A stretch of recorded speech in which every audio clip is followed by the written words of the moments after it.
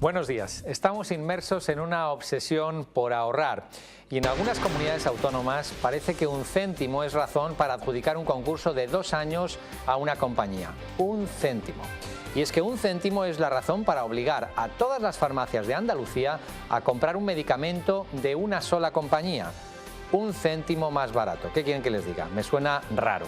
En este grupo de empresas que se han beneficiado de la subasta de medicamentos en Andalucía, decía, de los que se han llevado el concurso, esta peculiar subasta de medicamentos a la andaluza, que ya podemos hablar, se encuentran 8 medicamentos, digo, ofrecidos por menos de 10 céntimos de diferencia de rebaja sobre los precios anteriores. Lo siento, pero no me lo creo. No me creo que la adjudicación de estos concursos haya sido transparente y no me fío de que la empresa que ha ganado el concurso por un céntimo sea una completa desconocida como es. Ni tendrá empleados o tendrá los justos para ganar dinero y poco más. Eso no es una compañía, es un broker que compra en base a un tercero y gana subastas. Y es que ahora, bajo la llamada del ahorro, alguno ve la posibilidad de hacer negocios, por lo que es más importante que nunca la transparencia en todo. Y es que no vale argumentar que con unos pocos céntimos de ahorro ofrezco la compra de medicamentos de toda Andalucía a una sola compañía. Algo huele mal y el tiempo lo dirá.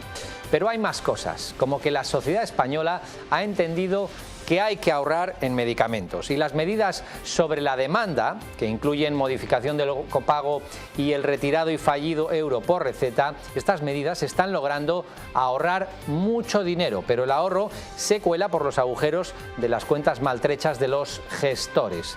Todos debemos ahorrar y concienciarnos, pero no se puede negar un medicamento para el cáncer o interponer trabas burocráticas con objeto de ahorrar unos euros. Se me ocurren muchas otras partidas de las que ahorrar y estoy seguro que a ustedes también, antes que recortar de medicamentos que tratan el cáncer. Esto es Toma Medicina y les traemos la actualidad de todo lo que pasa en su sanidad. Hoy con Lucía Barrera. Buenos días, Lucía. Buenos días. Como viene siendo habitual, la sanidad sigue ocupando los primeros puestos en las preocupaciones ciudadanas. Así lo corrobora un mes más el barómetro del Centro Sanitario de Investigaciones Sociológicas. Tan solo le hacen sombra los problemas económicos y la corrupción. La sanidad está en el ojo político del huracán y aquí empiezan a mezclarse preocupaciones, y es que los datos del CIS muestran una caída en picado de la nota que le dan a la ministra de Sanidad los españoles. Ana Mato pasa de un 4,70 en enero de 2012, su primer barómetro como ministra, a un 2,61. Se convierte, por tanto, en la tercera ministra peor valorada del gobierno de Rajoy. Solo por detrás están los ministros de Educación, José Ignacio Wert, y la de Empleo, Fátima Báñez. Cabe destacar, asimismo, que esta valoración es anterior a la polémica que en los últimos días se ha desatado en torno a los presuntos tratos de favor que habría recibido su familia dentro del caso Gürtel, algo que, por cierto, la titular de la cartera de Sanidad ha desmentido rotundamente en varias ocasiones. El establecimiento de nuevos copagos y el daño colateral de medidas impuestas por algunas comunidades autónomas que no han gustado podrían estar detrás de este castigo ciudadano.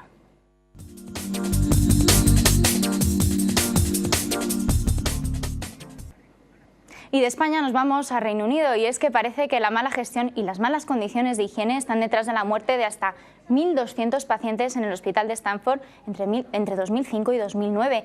Este centro sufrió falta de medios, personal sin preparación e higiene inadecuada.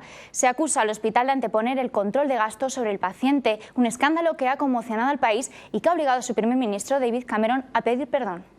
Este caso ha puesto de manifiesto la necesidad urgente de cambiar la gestión del Sistema Nacional de Salud británico. Los pacientes estaban tan desesperados por la falta de líquido que, según el primer ministro, bebían agua de los floreros sucios. Para el gobierno británico, lo que ha pasado en el hospital puede describirse como una serie de fracasos clínicos y de gestión. Me gustaría ir más lejos como primer ministro y pedir disculpas a las familias de todos aquellos que han sufrido por la forma en la que el sistema ha permitido que este horrible abuso no se haya revisado en tanto tiempo. De parte del gobierno y de nuestro país, realmente pedimos disculpas. La investigación está encabezada por el abogado Robert Francis, quien ha analizado todo el periodo donde se produjeron las muertes, elaborando un posterior informe. Entre las 290 recomendaciones que realiza este experto está la de crear un marco legal transparente en el que médicos y enfermeras comuniquen a los pacientes acerca de sus errores e infracciones que cometan. Además, se creará la figura de un inspector jefe de hospitales. Todas estas medidas responden a que el abogado ha advertido la posibilidad de un escándalo similar en otros centros del país. El magistrado señala que los pacientes fueron víctimas de una gestión donde primaba la consecución de objetivos económicos por encima de la calidad del servicio. Con todo, a pesar de este escándalo, ninguno de los responsables ha sido acusado formalmente de lo ocurrido. Otros 8 hospitales se encuentran bajo investigación para evaluar las tasas de fallecimientos. Las medidas que se están adoptando para intentar sanear las cuentas del Sistema Nacional de Salud comienzan a tener su repercusión en los pacientes. Así se puso de manifiesto esta semana con motivo del Día Mundial contra el Cáncer. Los copagos que se han establecido recientemente en el Sistema Nacional de Salud pueden convertirse en un lastre para los pacientes oncológicos.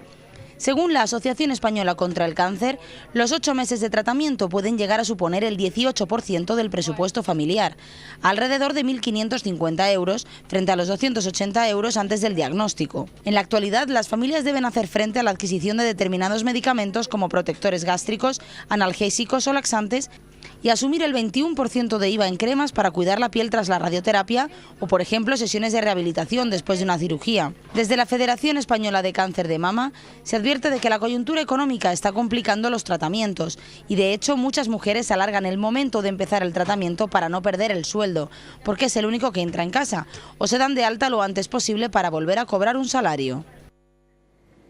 Para hablar de esta situación tenemos conexión telefónica con el presidente de Europa Colon, don José Manuel Echavarría. Buenos días. ¿Qué tal? Buenos días. Europa Colon agrupa pacientes con cáncer colorectal. Comentábamos que la noticia del impacto de los nuevos copagos pueden tener sobre los tratamientos oncológicos. ¿Existe alguna preocupación al respecto por parte de la sociedad? Sí, existe y la hemos expresado con claridad recientemente en una nota de prensa que quizá conozcan, ¿no? Puede ser un tema grave. No digo que lo sea, porque el asunto está todavía sub iudice, pero nos preocupa naturalmente. Con el tema del cáncer de colon hay un tema claro que es la detección precoz mediante análisis de sangre en heces, algo que podría evitar gran parte de las 15.000 muertes que se producen por este cáncer. Y sin embargo solo está establecido ahora mismo en 7 comunidades autónomas, lo que supone aproximadamente un 17% de la población diana. ¿Por qué no se implanta este cribado? Bueno, es una buena pregunta. Todos los estudios han demostrado que la eficacia del cribado de sangre oculta en heces es indiscutible, ¿no? Tanto desde el punto de vista de salvar vidas y de mejorar la salud de los ciudadanos como en términos económicos, ¿no? Pues evitando cánceres de colon que hay que operar y tratar, etcétera, se ahorra muchísimo dinero, mucho más de lo que se gasta en el cribado. No sé, quizá es por esa tendencia a lo mejor comprensible, pero no disculpable en los gestores, de que lo que no gastas hoy, aunque mañana te lo tengas que gastar 4 veces más, bueno, eso es mañana, ¿no? Y mañana muchas veces a los políticos les preocupa poco. Entonces, encima, la situación económica que hay ahora mismo en el país está quizás lastrando aún más su implantación, porque había comunidades autónomas que sí anunciaron que se iba a implantar y sin embargo todavía no lo han hecho. Claro, sin duda se trata de un gasto real que hay que hacer ya, ¿no? Y en una coyuntura como esta, donde se trata de ahorrar por todas partes, pues hay una fuerte tentación a ahorrar ahí, aunque es antieconómico, ¿no? Pero antieconómico a medio plazo. 2 euros, ¿no? Cuesta... aproximadamente, sí. Frente a unos 27.000, ¿no? Que costaría tratar a un paciente. Efectivamente, ¿no? Imagínese cuántas pruebas de cribado se pueden hacer simplemente con el coste del tratamiento de un solo paciente. Y no hablemos, por supuesto, de que, por desgracia, debido a que el diagnóstico es tardío en muchos casos, ¿no? Aproximadamente la mitad de esos pacientes van a morir en el transcurso de los siguientes 5 años, ¿no? Y estamos hablando de personas que pueden tener edades no ya muy avanzadas, sino de gente en la cincuentena, ¿no? Es decir, en plena edad productiva y todavía con responsabilidades familiares muchas veces. Don José Manuel, pues seguiremos hablando de este tema. Muchísimas gracias por habernos atendido hoy. Muy bien, gracias. Hasta luego.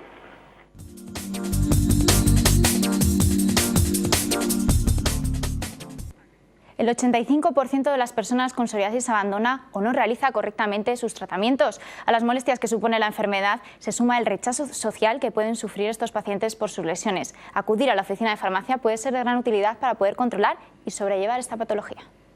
Farmacéuticos reciben muchas consultas sobre cómo evitar los efectos que la psoriasis provoca en la piel, y es que esta enfermedad crónica se caracteriza por causar lesiones, generalmente distribuidas por todo el cuerpo, aunque con mayor incidencia en la cabeza, los codos, las manos y la espalda.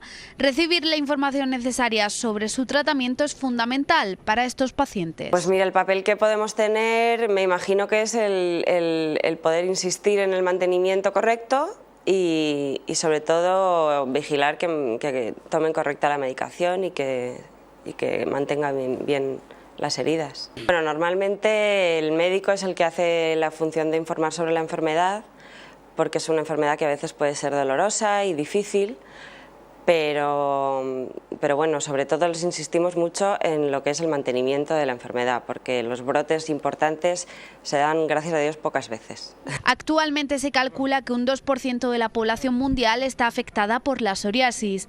Esta enfermedad autoinmune provoca brotes, algunos más intensos que otros, en los que las lesiones aparecen o se agudizan, siendo muy molestas y antiestéticas. Para que los tratamientos surtan efecto, el paciente debe seguirlo adecuadamente. Además de los cuidados básicos y las recomendaciones médicas, el boticario asesora sobre temas cotidianos que ayudan en la vida diaria. Los consejos más importantes son una buena higiene, una buena hidratación de la piel con lociones específicas, champús específicos para el cuero cabelludo, que lo suelen tener muy sensible.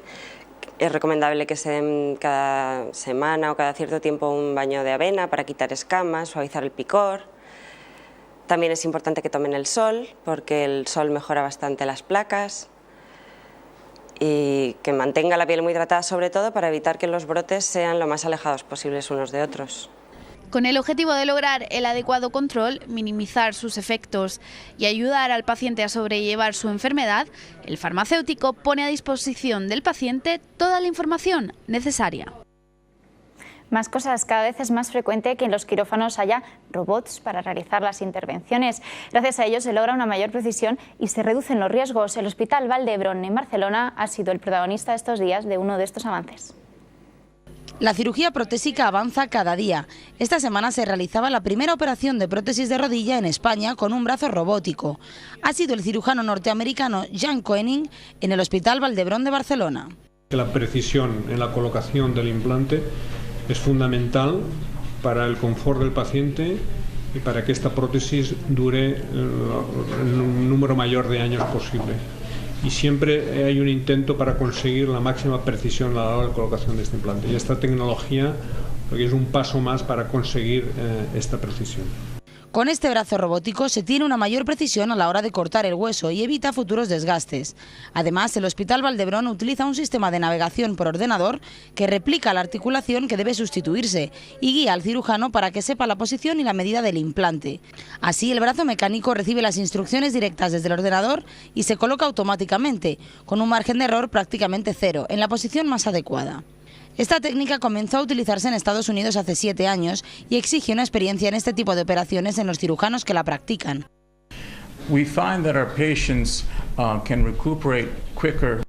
Ha observado una mayor recuperación de sus pacientes, fundamentalmente porque se consigue un buen balance en los ligamentos de la rodilla, que esto da una más rápida recuperación. En definitiva, un ejemplo más de cómo la tecnología apoya en el camino hacia una cirugía más precisa. Cambiamos de asunto. A pesar de que nuestro país sigue siendo líder mundial en trasplante de órganos, lo cierto es que muchas personas están en las listas de espera para recibir esa segunda oportunidad que supone una intervención de este tipo. Para que todos ellos puedan intercambiar experiencias y tener información de la calidad sobre la materia, la compañía farmacéutica Novartis y la plataforma digital Personas que han puesto en marcha un portal destinado a personas trasplantadas o en espera de un órgano. Esta web permitirá a las personas que conviven o esperan un trasplante interactuar con otros pacientes, consultar dudas, documentarse y hacer un seguimiento online de su medicación, alimentación o estado de ánimo. Personas que conviven con trasplantes se presentan cuando España acaba de renovar su liderazgo mundial en esta materia tras registrar 4.222 trasplantes en 2012 y una tasa de 35,3 donantes. La web muestra la realidad de las personas trasplantadas y aquellas que están en lista de espera, con el objetivo también de mostrar a la población cómo se viven con este tipo de situaciones. Y es que según la Organización Mundial de Trasplantes, aunque España es líder mundial en el número de donaciones, nuestro país se ha estancado debido a la disminución de los accidentes de tráfico y en las listas de espera. La diferencia anual entre los que esperan un trasplante renal y los que lo reciben gira en torno a los 2.000 pacientes. La influencia de la contaminación en nuestra salud y la relación entre epilepsia y televisión protagonizan las píldoras informativas de esta semana. No se las pierdan. Una de cada 4.000 personas es susceptible de sufrir crisis epilépticas si se expone ante un estímulo visual suficientemente potente.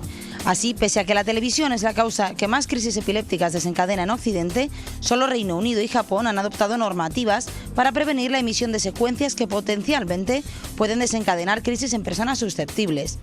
Sin embargo, un estudio de la Sociedad Española de Neurología ha demostrado que también las televisiones españolas emiten material que potencialmente puede causar crisis epilépticas en pacientes con epilepsia fotosensible. Los neurólogos explican que durante las 180 horas de programas analizados se detectaron 1.101 violaciones de la normativa, lo que supone una media de 100 imágenes diarias que podrían causar crisis en sujetos fotosensibles.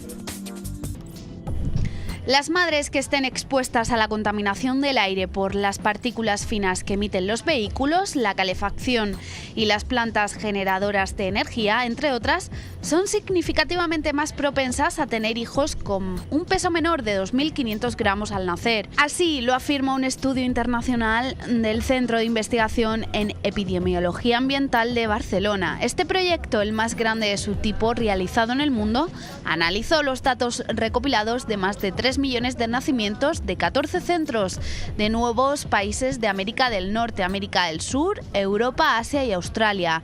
Los investigadores han concluido que en los lugares con una tasa de contaminación alta, los bebés corren más riesgo de nacer con poco peso. Hacer yoga puede reducir los eventos cardíacos en aquellas personas que padecen episodios de fibrilación auricular, una enfermedad cardíaca que se caracteriza por la alteración del ritmo del corazón, produciendo latidos irregulares y descoordinados. Esta es la conclusión que se desprende de un estudio publicado en el Journal of the American College of Cardiology. Este estudio analizó a 49 pacientes de 18 a 80 años con fibrilación auricular paroxística. Durante el primer periodo fueron tratados con la medicación habitual. A lo largo de la siguiente fase combinaron los fármacos con sesiones de yoga de 1 hora. El efecto de esta práctica en los pacientes ratificó un descenso de los episodios sintomáticos de fibrilación. Además, los enfermos vieron cómo se reducían sus niveles de presión arterial, inflamación, ansiedad y depresión.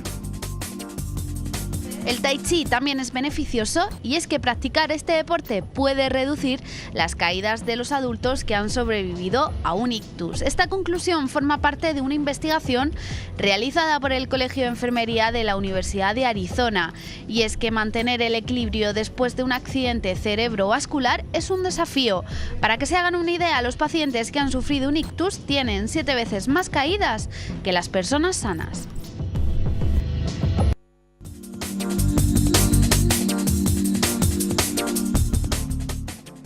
¿Se imaginan desconfiar de todo el mundo que le rodea, incluidos sus seres queridos? ¿Cómo viviría creyendo que todo el mundo quiere aprovecharse de usted o burlarse? Este es solo un ejemplo de cómo pueden sentirse las personas que viven con un trastorno de la personalidad. Los trastornos de la personalidad son un grupo de afecciones psiquiátricas en las cuales los comportamientos, emociones y pensamientos prolongados de una persona son muy diferentes a las expectativas de su cultura y causan serios problemas en las relaciones interpersonales y en el trabajo. Se trata de problemas que el sujeto posee arraigados en su carácter y que por tanto empieza a manifestar con claridad normalmente en su juventud. En general, los trastornos de la personalidad involucran sentimientos, pensamientos y comportamientos que no se adaptan a un amplio rango de escenarios.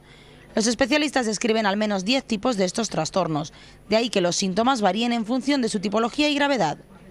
Esta variedad es precisamente lo que hace que en muchas ocasiones los pacientes tengan que hacer una peregrinación de consulta en consulta hasta dar con el diagnóstico y tratamiento. Para hablar de este trastorno de la salud mental de los españoles, contamos hoy con el jefe de Servicio de Psiquiatría del Hospital Clínico San Carlos, doctor José Luis Carrasco. Muy buenos días. Muy buenos días. Estábamos viendo que hay un amplio espectro de trastornos de la personalidad. ¿Se sabe cuántas personas los padecen en nuestro país? ¿Y nos podría explicar un poquito los síntomas, aunque el abanico es muy amplio? Sí, se calcula que algún tipo de trastorno de la personalidad puede padecer aproximadamente un 8% o un 10% de la población. Trastornos graves, serios de la personalidad, de los que el más importante es el trastorno denominado trastorno límite de la personalidad o trastorno borderline, también se conoce así, aproximadamente un 4%, es decir, aproximadamente 1 millón de españoles. Y en grados bastante severos puede haber unos medio millón de españoles que tienen un trastorno límite de la personalidad grave, es decir, que necesitan mucho tratamiento y recursos hospitalarios. Perdón. Los síntomas del trastorno son fundamentalmente una dificultad para controlar la agresividad, reacciones agresivas, impulsivas, generalmente entre los seres queridos, la familia, las parejas, a veces los buenos amigos, las buenas amigas. Las conductas impulsivas, muchas veces acompañadas de conductas de adicción a alcohol o a drogas, y una inestabilidad vital, tanto en las relaciones con los amigos, en los cambios de ambiente, en la inestabilidad en el ámbito laboral, en los trabajos, en la inestabilidad o el fracaso escolar en el colegio. Y todo ello acompañado por un sentimiento profundo debajo de todas estas conductas de agresividad, impulsividad, consumo de tóxicos, que son como conductas de huida, de querer salir adelante, de defenderse de alguna manera y que resultan bastante, a veces, molestas para la población. Lo que hay debajo es un dolor profundo, una sensación de vacío, una pérdida de perspectiva y en el fondo de todo ello lo que hay es una incapacidad para sentir la propia identidad. Una inmadurez de la formación de la identidad, que es la base del trastorno de la personalidad.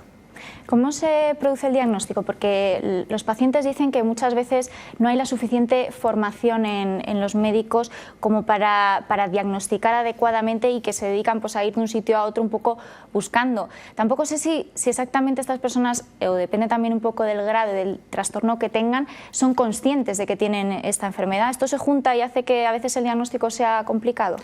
Se juntan ambas cosas. Es una enfermedad mental que en principio no parece una enfermedad mental como las otras, porque son pacientes que no deliran, no tienen ideas delirantes, no pierden el juicio. No es como otras enfermedades como la esquizofrenia, que se ve claramente que ha habido una pérdida de la razón y claramente se diagnostican como enfermos. Tampoco son como otras enfermedades donde se hacen conductas disparatadas o muy incoherentes. No pierden el juicio.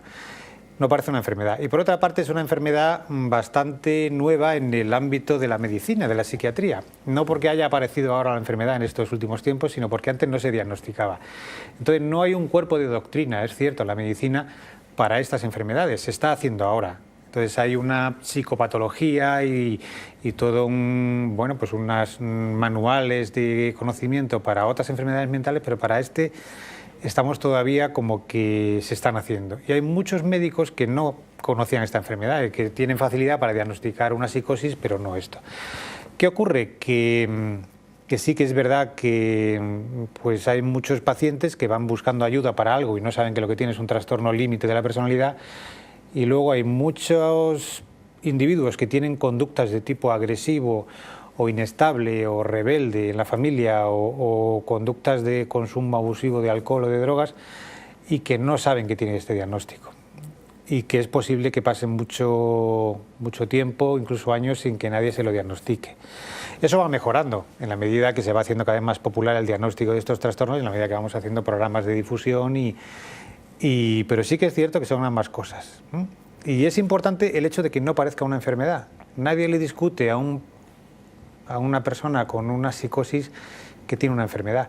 Pero una persona que está siendo rebelde, desafiante, que fracasa en el colegio, que parece inconsistente, que es inestable con sus parejas y que encima no pide ayuda, que esa es la gran tragedia del trastorno de la personalidad, además forma parte de la esencia misma del trastorno de la personalidad, es que no saben pedir ayuda. Ellos no se encuentran bien, pero no saben pedir ayuda.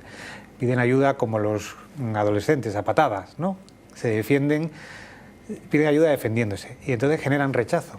Y pueden confundirse igual que incluso con manías. Una persona muy maniática se puede pensar que fuera... Sí, parecen maniáticos porque son extremos, ¿eh? Y todos se lo toman de una manera muy rígida y muy tozuda, ¿eh? Al mismo tiempo que luego pueden cambiar inmediatamente y tomarse otra cosa también de manera muy rígida y muy tozuda. Pero el principal peligro de confusión de los trastornos de la personalidad, fundamentalmente de los trastornos límite de la personalidad, es con la conducta antisocial, digamos con el psicópata antisocial, con ese individuo, esa persona que puede ser violenta, que puede ser desafiante, que puede molestar a los demás y que puede ser agresiva, pero no porque tenga un trastorno, sino porque esa es su personalidad. Es decir, hay personas malas en el mundo, la maldad existe la delincuencia y existe el egoísmo. Y a veces por fuera se parece mucho, porque la conducta del trastorno de la personalidad con frecuencia pues es la conducta visible, es esta conducta agresiva, esta conducta explosiva, y con mucha frecuencia en una de estas conductas pues agreden a quien no deben, son denunciados y acaban en el calabozo o acaban en la cárcel. ¿Se pueden controlar los trastornos de la personalidad? Los trastornos de la personalidad se pueden controlar y de hecho se controlan.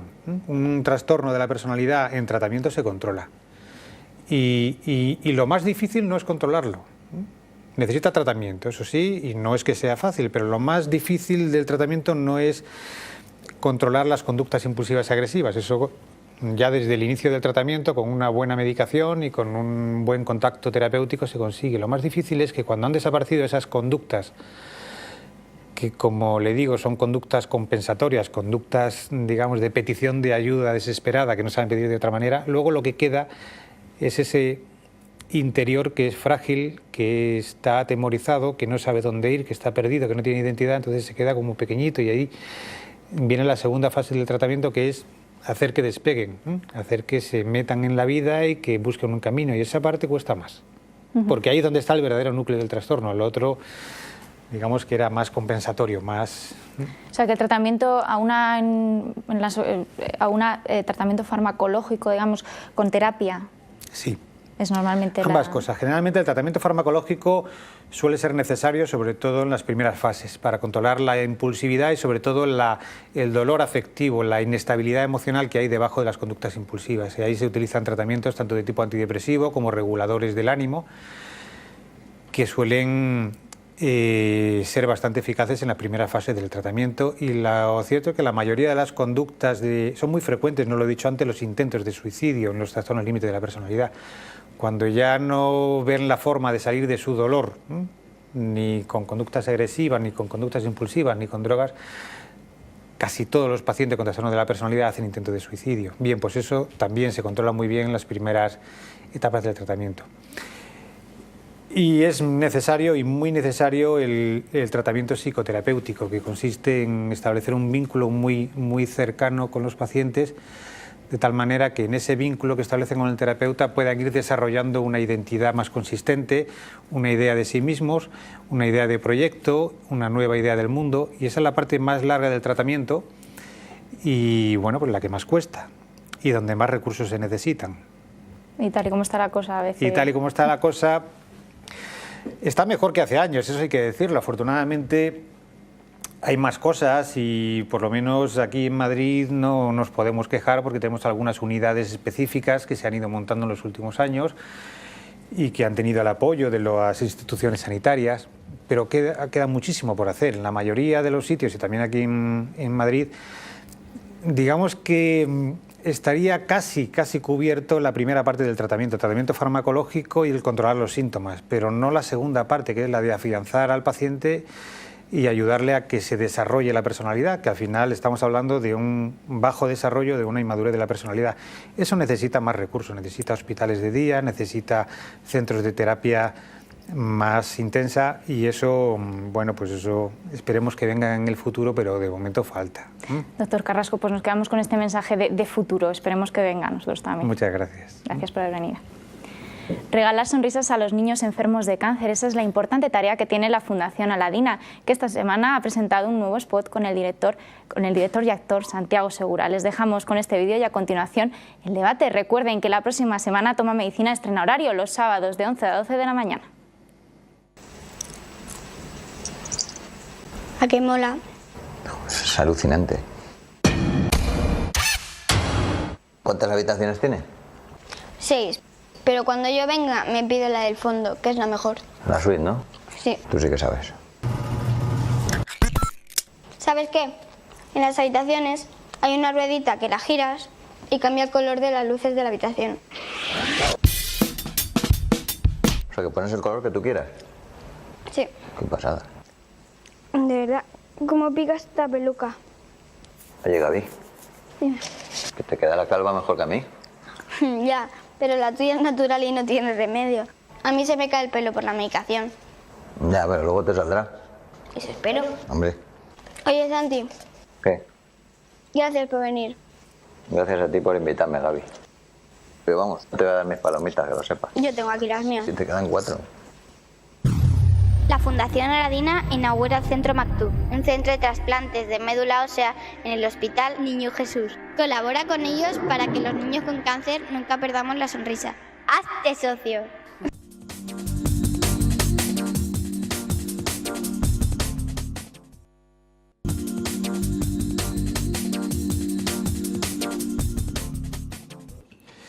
Y vamos con el debate. Andalucía sacará en breve va a sacar a concurso una nueva fase de su segunda subasta pública de medicamentos. La primera, hecha pública el viernes pasado, ya alerta de la repercusión que podría tener en la salud de los ciudadanos. La mayor parte de las compañías que han resultado adjudicatarias de las segundas subastas andaluzas resultan ser desconocidas incluso para los farmacéuticos. Además, llama la atención que algunos de los concursos se han resuelto y adjudicado, otorgando una exclusividad de 2 años en toda Andalucía, ofreciendo una mejora de únicamente 1 céntimo y que 8 de ellos lo han conseguido con mejoras inferiores a 10 céntimos. Pero lo que más alerta a todo el sector es el riesgo de que los pacientes andaluces no puedan acceder a sus medicamentos por la escasa capacidad de producción de unas compañías sin instalaciones productivas de envergadura en nuestro país. Y para hablar de este y otros temas tenemos a nuestros invitados de esta mañana. Ellos son Manuel Cervera, que es portavoz del Partido Popular en la Comisión de Sanidad del Congreso de los Diputados. Bienvenido, Manuel. Buenos días. Tenemos a Mariano Avilés, que es presidente de la Asociación Española de Derecho Farmacéutico. Nuevamente bienvenido. Buenos días, Santi. E Ignacio Riesgo, que es director del área de Sanidad de PricewaterhouseCoopers. Bienvenido de nuevo. Muchas gracias. Manuel, ¿qué te sugiere esto de las subastas andaluzas? Hemos hablado largo y tendido de ellos, pero ¿realmente se consigue un ahorro tan relevante como 1 céntimo o menos de 10 céntimos en adjudicaciones a 2 años? A mí por lo menos me suena un poco extraño. A mí lo que me suena es insolidario y además hecho con poco cuidado, con el peligro que supone para la ciudadanía, en este caso la andaluza, de poderse quedarse desabastecida de medicamentos, ¿no? La subasta con un objetivo de ser más eficientes y hacer ahorro en el gasto farmacéutico, como los datos empiezan a manejarse, parece que no provoca ese ahorro, y lo que sí provoca es la aparición de compañías no muy asentadas en nuestro país que se van a tener que hacer cargo de toda la producción y dispensación del producto, y eso a lo mejor puede provocar ese desabastecimiento y esa inequidad en el sistema, en este caso en la farmacia, ¿no? Me parece también que puede ser desleal con el resto de España, porque bueno, en materia farmacéutica están muy claras las competencias de lo que es el Gobierno de España, lo que son las comunidades autónomas, y luego además me parece poco realista, ¿no? Porque luego hablaremos, pero el Gobierno de España y el Ministerio de Sanidad ha demostrado que políticas farmacéuticas serias de contención del gasto, con esfuerzos marcando según la equidad de la renta a los españoles, hace que haya disminuido muchísimo el gasto en toda España, ¿no? Veremos luego efectivamente cómo han impactado esas medidas. Para que ustedes sepan de qué estamos hablando, las subastas de medicamentos en Andalucía pues no es otra cosa que ofrecer en los medicamentos de calle, los dispensados a través de farmacia, un solo medicamento por concurso. Y efectivamente pues quizá no se puede garantizar un abastecimiento en toda Andalucía. Es decir, que podría haber problemas de abastecimiento, ¿no, Mariano? Podría haber problemas de abastecimiento. abastecimiento, efectivamente, pero no solamente problemas de abastecimiento, lo que dice Manuel, lo que ha dicho Manuel anteriormente, pues es cierto, ¿no? Aquí hay que perseguir un principio de igualdad, un principio de igualdad de acceso a los medicamentos, y ese principio de igualdad se rompe desde el mismo momento en el que se limita el acceso a los medicamentos. No tiene sentido que un ciudadano que esté en el límite entre una comunidad y Andalucía, otra comunidad de Andalucía, tenga acceso a unos medicamentos unos y a otros medicamentos otros, cuando resulta que efectivamente hay enfermos que requieren de una mayor prestación en el terreno del medicamento que a lo mejor Andalucía no lo puede dar por este mecanismo.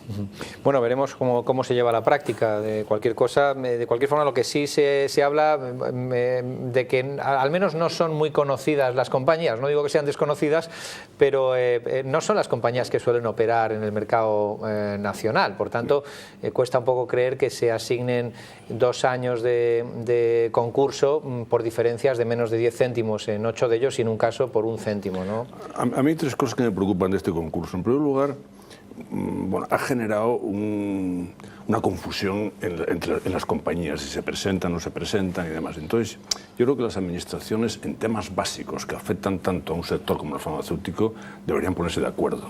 Punto número 1. Punto número 2, algunas han sido adjudicadas a algunas compañías que efectivamente no tienen base en España, con grandes bajadas, hasta el 80%, más del 80% en algunos casos, y eso, lógicamente, preocupa a las compañías de genéricos que han hecho inversiones importantes en España, ¿no? Y en tercer lugar, parece que algunas prestaciones adjudicadas todavía no estaban comercializadas en España ni con precio autorizado, lo que, según algunos, va en contra de las propias bases del concurso. Estos son los 3 temas que a mí me preocupan. Dices 80% de bajada de precio. Es evidente que una estructura empresarial no puede acometer un 80% de reducción de precio sin, desde luego, no manteniendo una plantilla ni fabricando en España, ¿no? Claro, este es el problema, ¿no? Que la industria de genéricos nacional está preocupada con estas iniciativas. Que fabrica en España, que produce en España y que da empleo en España. Pues nos vamos con más cosas. Les hablábamos de que baja el precio los ajustes en el mercado farmacéutico, el nuevo copago del que hemos hablado en ocasiones. Pues lo cierto es que el paquete de medidas que llevó a cabo el gobierno el año pasado pues ha dado sus frutos y la factura farmacéutica ha vuelto a los niveles de 2004, cuando había en España 3 millones menos de habitantes. Solo 6 meses han bastado para cambiar el rumbo de la factura farmacéutica. En primer lugar, la población está más concienciada. El copago farmacéutico por renta ha demostrado que es posible asegurar un uso adecuado de los medicamentos. Además, ha bajado el número de recetas que se prescriben por habitante. El resultado, 1.000 millones de euros ahorrados en 6 meses. Manuel, decías que hay medidas que sí son eficaces y además mantienen el principio de la equidad. Evidentemente la sociedad ha respondido bien, hemos aportado todos un poquito y hemos conseguido un gran ahorro en la factura farmacéutica. Sí, y sobre todo ha contribuido más en ese esfuerzo el que más tiene, ¿no? Yo creo que y los parados de larga duración o las rentas mínimas de inserción se han quedado exentas de tener que pagar esos medicamentos. Es decir, se hace un esfuerzo dependiendo de la capacidad de realizar ese esfuerzo por parte de los españoles, un esfuerzo que el gobierno siempre ha considerado necesario pero doloroso, medidas dolorosas para compensar el caos que había en las cuentas públicas y sobre todo lo importante es el resultado, ¿no? Los ciudadanos tienen que entender que en los últimos 6 meses pues aproximadamente se ha ahorrado más de 1.000 millones de euros, 1.000 millones de euros, que supone volver al gasto farmacéutico 2004 y que supone sobre todo que las cuentas públicas de las comunidades autónomas, que son las que sufren esa partida de gasto en farmacia, pues tengan muchísima más capacidad para cumplir la estabilidad presupuestaria obligada, el déficit, y cumplir la columna de ingresos con la de gastos, ¿no? Además, se está reordenando el consumo en el sentido de que pues la gente, y con la historia clínica electrónica, te permite, y con la historia farmacéutica te permite, farmacoterapéutica te permite el poder controlar lo que cada ciudadano consume, y en ese sentido creo que los índices de salud se mantienen igual de altos, pero sobre todo hacemos una gestión eficiente del gasto farmacéutico. Creo que las comunidades autónomas, Manuel, ¿han reaccionado bien o hay alguna comunidad autónoma que se ha opuesto al...? Sí, yo creo que el País Vasco, creo recordar que, en su momento, que parece que no tomó ese nuevo reparto del copago según renta, y ha disminuido mucho menos el gasto que el resto de comunidades autónomas. Estamos hablando de que las comunidades autónomas, una media, un 12% de disminución de gastos solamente con este esfuerzo en los últimos meses, pues es un resultado muy positivo. Que las cuentas cuadren, que es importante. Sí. Mariano, ¿y qué te sugiere todo esto? Pues lo que me sugiere es lo que tantas veces se ha venido reclamando a la población, es sensibilidad, madurez y responsabilidad a la hora de consumir medicamentos. Y efectivamente lo que ha venido a demostrar la población es que es sensata y es responsable. El copago, yo creo que ha sido un elemento reductor del gasto clarísimo, y con esa responsabilidad de la población lo que viene a demostrar también es que ha habido una disminución en la compra de medicamentos en las farmacias y por tanto ha habido una reducción en los botiquines que cada uno de los ciudadanos manteníamos en nuestros domicilios de una forma absolutamente injustificada. Sí, el acopio de medicamentos del que hemos hablado en numerosas ocasiones y que evidentemente eso es una de las razones sin duda de la disminución. Todo este ahorro farmacéutico, Ignacio, está claro que es una contribución, un esfuerzo de la población, pero también lo está sufriendo, ajustando sus cuentas la industria, que me imagino que tendrá sus estrategias preparadas para acomodarse a las nuevas circunstancias, ¿no? Sí, pero también lo que demuestra el copago es que ha sido absolutamente eficaz en la reducción del gasto de medicamentos y no tanto la bajada de precios. Quiero decir, de la bajada que ha habido, el 97% es atribuible al copago, por bajada de número de recetas o por contribución de los ciudadanos. Solamente el 3% es atribuido a la reducción de precio de las recetas, lo cual es bueno en el sentido de que indica, desde mi punto de vista, que hay más medidas de reducción y de actuación sobre el gasto farmacéutico, aparte de las tradicionales en este país de reducción de precios. Sí. Me imagino que la industria estará tomando buena nota y transformando un poco, es decir, en recortes continuos, disminuciones de precios y ahora pues bajadas de demandas también afectan a lo que es la estructura de las compañías farmacéuticas, ¿no? Claro, las compañías farmacéuticas, lógicamente, su primera responsabilidad es seguir siendo compañías rentables para poder seguir aportando medicamentos de calidad a la población. Efectivamente. Pues nos cambiamos de tercio, hablamos de la necesidad de controlar el gasto que hace que las administraciones busquen fórmulas variopintas para lograrlo. Sin embargo, no hay que olvidarse que el criterio médico debe prevalecer sobre el precio. El sistema de compra centralizada de productos sanitarios que establecerán Ministerio y comunidades autónomas sigue dando que hablar. El hecho de que el criterio utilizado para su elección sea el coste de los productos no ha gustado a los médicos, que recuerdan que hay que tener en cuenta la opinión de los profesionales y no solo criterios economicistas a la hora de la compra. Y es que a veces lo barato puede salir caro.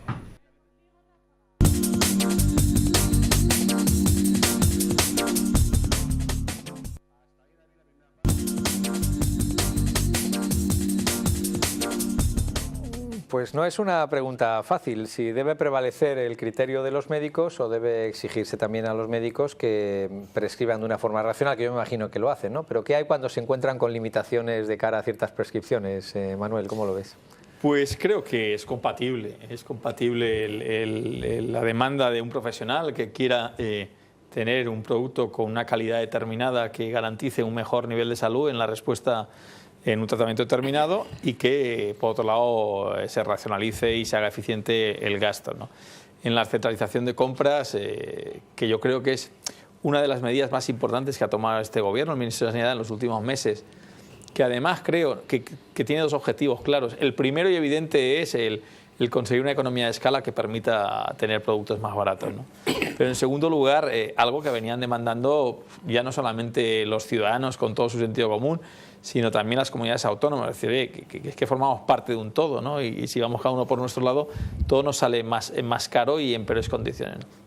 Entonces creo que el Ministerio ha hecho ese esfuerzo, las comunidades también han hecho un esfuerzo por adaptarse a la central de compras, incluso en momentos donde tenían consolidado un sistema de compra también centralizada, el tema vacunas, por ejemplo, pero muchas de ellas han hecho ese esfuerzo de compartir un proyecto común de este tipo de medidas de gestión eficiente, y creo que en cualquier compra centralizada, además de que es importante hablar de precio, los requisitos mínimos de calidad son necesarios para entrar a hablar, a participar en esta centralización de compra, ¿no? Por lo tanto, el profesional debe estar tranquilo que lo que se compra tiene la calidad suficiente reconocida por las propias comunidades autónomas. Mariano, ¿y tú cómo ves este difícil equilibrio que dice Manuel que sí es posible entre lo que es una cierta libertad de prescripción y el hecho de tener que ajustarse a unos presupuestos, claro? Bueno, pues esto es algo que ya está inventado. O sea, esto que estamos haciendo ahora en España ya está internacionalmente aceptado. Es decir, ese equilibrio yo creo que existe y no creo que hay mayor problema.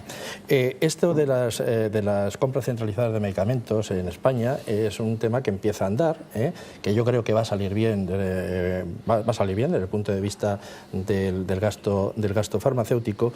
Y esto es el desarrollo, ni más ni menos, que de la última legislación que venimos teniendo en los reales decretos últimos. Esto es una continuidad absoluta. Ahí queda una cuestión que es importante, es el tema del pago. El tema del pago, que tiene que quedar garantizado de que efectivamente el pago va a ser puntual y no va a haber ningún tipo de demora. ¿Te refieres a los retrasos de los pagos a las compañías? Ahí la ley de morosidad es la que juega un importante papel. Muy bien. A veces lo caro resulta, lo barato resulta caro, ¿no? Ignacio, como decía el reportaje. Claro, si el único criterio es el precio, ahí evidentemente hay que introducir el criterio de calidad también, ¿no? Quiero decir que estoy totalmente de acuerdo con la compra centralizada. De hecho, en la ley de Obama, uno de los elementos es que el Medicare pueda comprar como gran comprador público los medicamentos. Esto es un cambio en relación con la situación anterior. Y el único elemento que hay que introducir es que no debe perderse el papel de los profesionales. Los médicos son los grandes innovadores en el sistema sanitario. La innovación en gran medida se introduce por los médicos y un cierto protagonismo en esa introducción de la innovación debe mantenerse al margen de que funcionen este tipo de sistemas de compras. Y de cualquier forma, si no, pues tenemos las guías terapéuticas de las sociedades científicas que también dan pautas sobre lo que debe ser la pauta del tratamiento, para uniformar también un poco la prescripción. Pues nos vamos al último tema, que yo creo que estaréis de acuerdo conmigo que es un tema delicado, y tiene que ver con que el lunes se celebró el Día Mundial contra el Cáncer, que este año ha estado más marcado que nunca por los ajustes presupuestarios que se están realizando. Pacientes y especialistas expresaron su preocupación. La necesidad de aplicar tijera en los presupuestos y cumplir con el objetivo del déficit hace que los oncólogos y pacientes muestren sus miedos ante una posible disminución en la calidad asistencial. Dado el elevado precio de los fármacos oncológicos, la sombra de que se dejen de prescribir los más innovadores amenaza. El presidente de la Sociedad Española de Oncología, Juan Jesús Cruz, señala que las autoridades sanitarias no pueden negar directamente ningún fármaco autorizado en Europa y aprobado en nuestro país. No obstante, los especialistas sí comienzan a ver nuevas trabas burocráticas que dificultan el acceso a ciertos tratamientos. Con todo, hay que decir que España es uno de los países en Europa con un acceso, por lo menos con una oferta de medicamentos más generosa. Otra cosa es las trabas administrativas que en algunas autonomías se están desarrollando. Manuel, ¿qué te sugiere todo esto? Yo creo que las políticas de prevención y tratamiento de lo que es toda la patología oncológica en España es un ejemplo para el resto de Europa, ¿no? Creo que las tasas de supervivencia infantil en el cáncer de más del 80% demuestran que eso funciona, ¿no? La política prevista para los próximos años de incrementar la prevención, tanto primaria, con hábitos de vida saludable, como la secundaria, como nuevas vacunas, pues seguramente reforzará el papel del tratamiento sobre esta enfermedad y mejorar los ratios de supervivencia todavía incluso más, ¿no? Por lo tanto, yo lo que transmitiría es confianza, ¿no? Es decir, confianza en que las políticas que están haciendo en las estrategias del Plan Oncológico Nacional y en las propias comunidades autónomas son un ejemplo, ¿no? Entonces, todo eso avalado por comisiones en las que los profesionales deben jugar un papel importante y fundamentalmente buscando un equilibrio coste-beneficio de los nuevos productos, los productos innovadores y aquellas respuestas de esos productos que provocan una mayor curación del cáncer, ¿no? si tuviera que hacerse una lista con las prioridades, probablemente los tratamientos para el cáncer estarían muy alto en la lista, ¿no, Mariano? Claro, primero es una enfermedad absolutamente preocupante. Las investigaciones que se están realizando en temas de anticuerpos y de vacunas vienen desarrollándose con grandes éxitos. Yo creo que esto es un tema a contemplar. Y desde luego hay una cuestión que es muy importante, es el acceso que tenemos los ciudadanos, que debemos de tener los ciudadanos, a los medicamentos de vanguardia, a las últimas innovaciones sobre este tema, que debe de contemplarse. No en vano, el artículo 43 de la Constitución viene a recordarnos que tenemos el derecho a que preserven nuestra sanidad las autoridades, las administraciones, y ahí tenemos que dirigir nuestro punto de vista. Posiblemente ahora, con todas estas cuestiones que se están planteando, de recortes y faltas de financiación y tal, pues a lo mejor tenemos que plantearnos limpiar un poco telaraña en la Constitución, en algún sentido. Ignacio, qué bien que haya innovación alrededor de un problema tan importante como es el cáncer, y qué complicado que a veces se dificulte el acceso con terapias que evidentemente pues están ahí para servir al cometido para el cual se han sido investigadas, ¿no? Que es curar pacientes o por lo menos aliviar la enfermedad. Sin duda que hay un potencial conflicto. Los presupuestos sanitarios están bajando, los medicamentos oncológicos nuevos, innovadores, muchos son muy caros, y ahí hay un conflicto, lógicamente, de análisis de qué es lo que hay que introducir y qué es lo que no hay que introducir, ¿no? En todo caso, yo lo que diría es, primero, puesto que ha bajado globalmente el gasto farmacéutico, no frenemos la entrada a los innovadores. Y después el segundo tema, y específicamente en el área oncológica, es un impulso a la medicina personalizada, que permite detectar en qué casos los medicamentos pueden ser eficaces o no. Esto, por ejemplo, en Inglaterra, el primer ministro Cameron, el 10 de diciembre, hizo un discurso impresionante donde dijo que va a hacer 100.000 test genéticos a ciudadanos ingleses, pacientes oncológicos, de forma voluntaria, evidentemente, pacientes oncológicos y enfermedades raras, con el fin de dar un impulso tremendo a la medicina personalizada en el Reino Unido. Algunas iniciativas de este tipo en España las necesitamos. Prevención primaria, que comentaba antes Manuel. Ignacio, aprovecho que te tengo aquí, pues te doy las gracias por habernos acompañado en este repaso rápido por la actualidad sanitaria. Gracias a vosotros. Manuel, muchas gracias por habernos acompañado una semana más, y Mariano, pues 3/4 de lo mismo. Gracias por comentar la actualidad, y a ustedes ya lo saben, nos veremos en el próximo Toma Medicina, no se lo pierdan, donde le contamos la actualidad y además la debatimos. Hasta entonces.